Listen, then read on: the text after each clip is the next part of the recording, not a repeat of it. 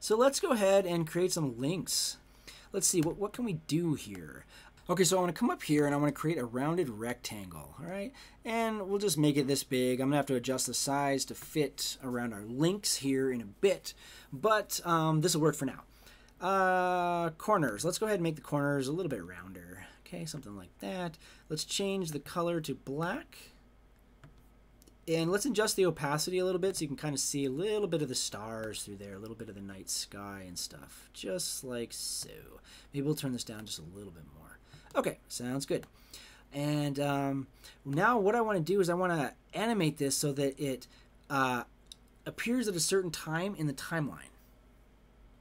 So our animation is 5 seconds long. Maybe after like 1.5 seconds, I want this to appear. Okay, so what I'm going to do now is take this and I'm going to go ahead and detach the link here, or unhook the link so that I can adjust the height. And I'm going to actually shrink it up here all the way to 0. Okay, and it's gone. Okay, even though it's there, it's gone because it has 0 for its height. Okay, easy enough, right? So now what I'm going to do is just set a keyframe for the height.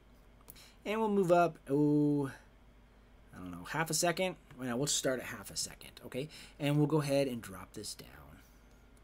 Not sure where yet. We'll adjust it a little bit more when we add our text, okay? So like so. And of course that just added our auto keyframe and our auto transition there. Okay, so let's go ahead and preview this in a browser. Okay, moon and birds and our little text box drops down that we're going to put text in. Okay, go ahead and close a couple of these up. Okay, so I already know the timing's off on this, but that's good. I'll show you how to adjust that. What I want to do now is throw some text on top of this. Okay, so let's do that now. So we select the text tool, and I'm going to go ahead and just draw out a text box in here. So let's type in something like visit Principles of Interactive Media. Whoops. Okay. Visit Principles of Interactive Media. Sounds good. Okay. Okay, so you can't really see it because the text should be, well, let's make it white. Okay, there we go. And it can be larger than that. That's a little too small. So let's go ahead and add that, or increase the size a little bit. Okay, so there's our first text box. And let's do another one. So I'm going to click text again, okay, and draw another text box out right here. Notice those little magenta colored lines kind of show you exactly how to even everything out. Okay, so let's just type in visit web design zoo. Okay, we'll go to another one of my websites. Okay, so that's fine right now. So we have the text, but let's go ahead and preview this right now. The text is going to just be there, though. We don't want that. See that? The text is there, and then that drops down. That's not what we're going for. We actually want the text to appear once this is dropped down, okay? So we need to animate those properties next. All right, so let's do that. So if I pull the playhead back here, I think, well, first off, let's go ahead and select the rounded rectangle again. There's no reason for it to be quite this wide. There's no reason for it to be quite this high. Let's go ahead and shrink that up a little bit. There. Okay. Whoops. Oh, something like that. Okay. Now, the plan is... whoops, I need to go ahead and delete that. We good? Yes. Okay. So the plan is this comes out maybe right when it gets to... something like right there. Okay, I'm going to go ahead and increase my size up so that I have a little bit more real estate to scrub my playhead back and forth. Maybe right there is when we'll want the text to appear. Okay, so how we do that, remember we have our auto keyframe and our auto transition on. So all we need to do is come up to text 2 here and set, or actually just pull the opacity down so that it's gone. Now it's invisible, right? Okay. Okay, so what I want to do is let's see, I'll select this first text here. Text, visit Principles of Interactive Media. Set a keyframe. Whoops. Set a keyframe. And bring the opacity down so that it disappears. And we'll move this up to, a little bit beyond when the box draws. So the box will come out and then say like right here. Okay? We'll make it visible again. All right. Okay, so there we go. We have a little transition here for opacity, right? And it appears. Now, I'm going to move the playhead back to this keyframe. I'm going to select the transition, and I'm going to hit copy. Okay, there's a few ways to do this, of course. Edit, copy. I wonder if we right-click. Yeah, copy. I'm just going to hit Command-C, and I've copied it. Now I'm going to select the next text here, text 2, Visit Web Design Zoo, and just hit paste. Okay, and look at that. It just slapped it in there. So you can cut, copy, and paste transitions and keyframes from object to object. Okay, you can imagine how much time that saves, right? Just like in other programs like Adobe After Effects, we can grab those keyframes, copy them, and slap them on something else. Okay, you can do that in this program. Pretty cool. So let's see here. Yep, it's working, right? All right, let's go ahead and preview in a browser. There we go. Okay, and of course, if we hover over these, nothing happens, right? So that's the next thing we need to address, right? So let's go ahead and do that. Okay, so let's go ahead and what I want to do now is, since I might be messing around with things here and there, I'm going to shut off Add Auto Keyframe and Auto Transition, just in case I nudge something somewhere. I don't need keyframes popping up all over the place. So let's go ahead and, well, let's add our first link. Okay, now this is going to be something totally new here. I'm going to select the text. Okay, Visit Principles of Interactive Media. I'm going to grab the Principles of Interactive Media web address right here and copy it so that I have it.